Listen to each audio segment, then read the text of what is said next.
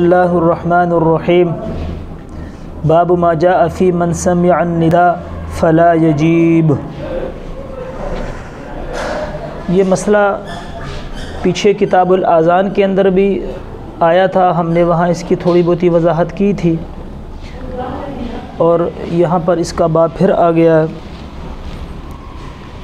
کہ اذان کی آواز سننے کے بعد دو چیزیں ہیں۔ ایک تو اذان کا جواب دینا، اس کو ایجاب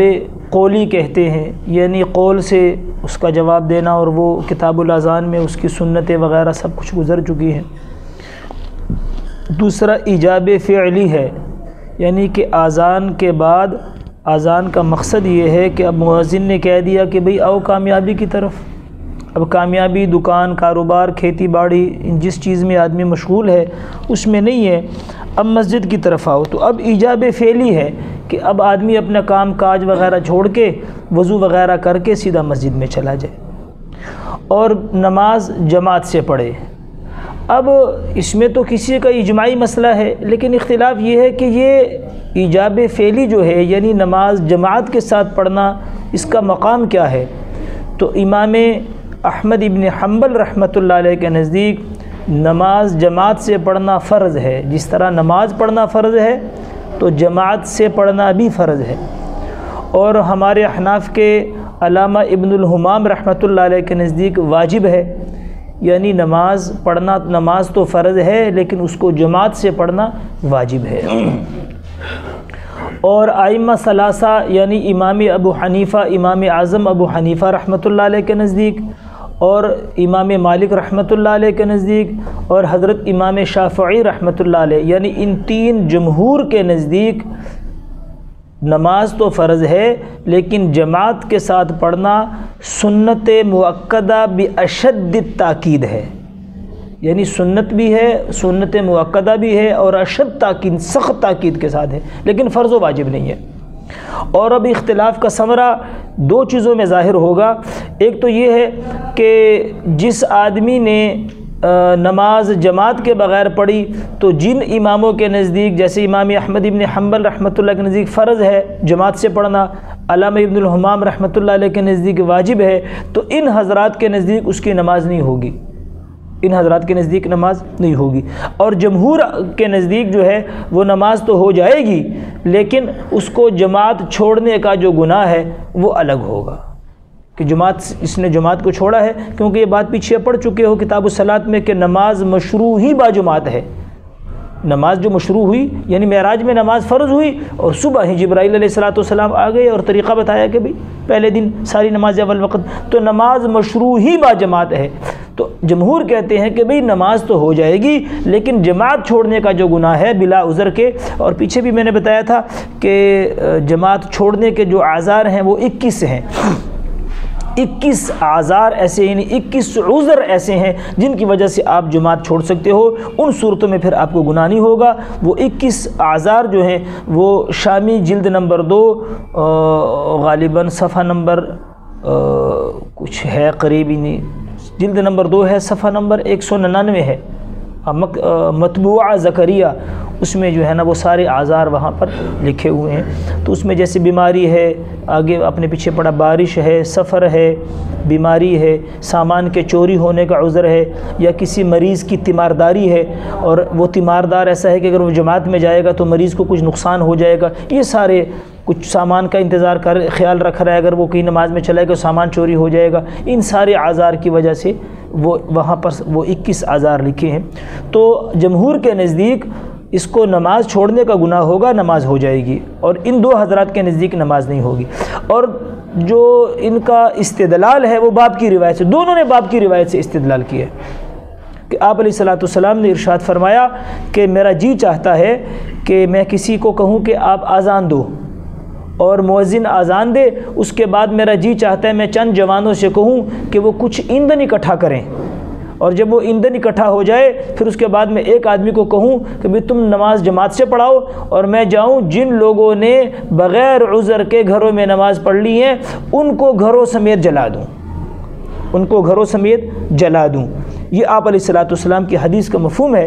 اب امام احمد ابن حنبل رحمۃ اللہ علیہ نے اسی حدیث سے استدلال کیا ہے، اور ائمہ ثلاثہ نے بھی اسی سے استدلال کیا ہے، لیکن طریقہ استدلال میں تھوڑا فرق ہے۔ امام احمد ابن حنبل رحمۃ اللہ علیہ کہتے ہیں کہ دیکھو کہ بھئی سنت اور مستحب کے چھوڑنے پر جو ہے ایسی سزا نہیں دی جاتی۔ لازمی بات ہے کہ ایسی سزا جو ہے جس میں آدمی کو جلا دیا جائے وہ کسی فرض کے چھوڑنے پر ہی دی جاتی ہے، تو لہٰذا نماز با جماعت پڑھنا فرض ہے، اسی لیے تو آپ علیہ السلام نے فرمایا کہ میں ان کو جلا دوں گھروں میں۔ اور ائمہ ثلاثہ امام ابو حنیفہ، امام مالک اور امام شافعی رحمۃ اللہ علیہما، ان حضرات تمام حضرات کے نزدیک جو ہے وہ کہتے ہیں دیکھیں کہ بسا اوقات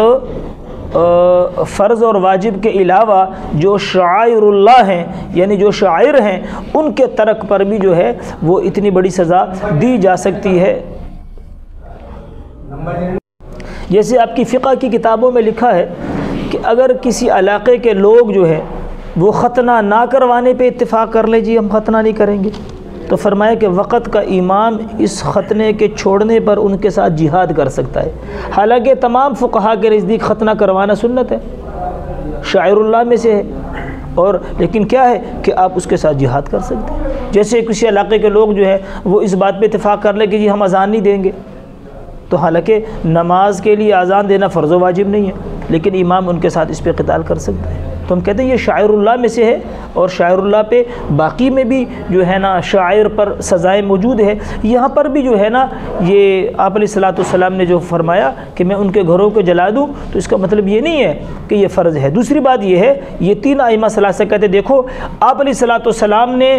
ارادہ فرمایا، لیکن آپ علیہ السلام نے ان کو عملی جامہ نہیں پہنایا۔ کیوں کہ آپ علیہ السلام نے ارادہ تو فرما لیا، لیکن حضور علیہ السلام کو خیال آئے گا گھر میں تو بچے بھی ہیں اور گھر میں تو عورتیں بھی ہیں، اور ان کے لیے جو ہے نا وہ نماز جماعت سے پڑھنا ضروری نہیں، اس لیے آپ علیہ الصلوۃ والسلام نے اپنے ارادے کو ملتوی فرمایا۔ لیکن اگر آپ علیہ السلام اس کا ارادہ کر لیتے تو ظاہر بات ہے حضور علیہ السلام خود جب جاتے اور جو خدام آپ کے ساتھ جاتے تو ان کی تو، کیونکہ آپ علیہ السلام خود کہہ رہے کہ ایک آدمی کو کہوں کہ وہ نماز جماعت سے پڑھائے، تو حضور علیہ السلام اور خدام تو جماعت سے رہ جانے تھے،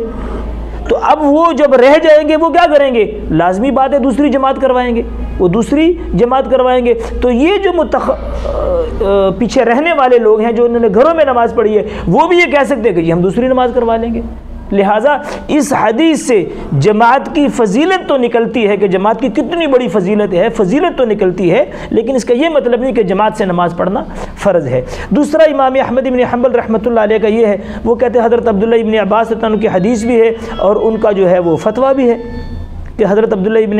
عباس رضی اللہ عنہ کہتے ہیں کہ جس نے آدمی نے اذان کی آواز سنی اور وہ نماز کے لیے نہ جائے، تو کئی روایتیں ایک میں آتا ہے کہ نہ اس نے خیر کا ارادہ کیا نہ اس کے ساتھ خیر کا ارادہ کیا گیا۔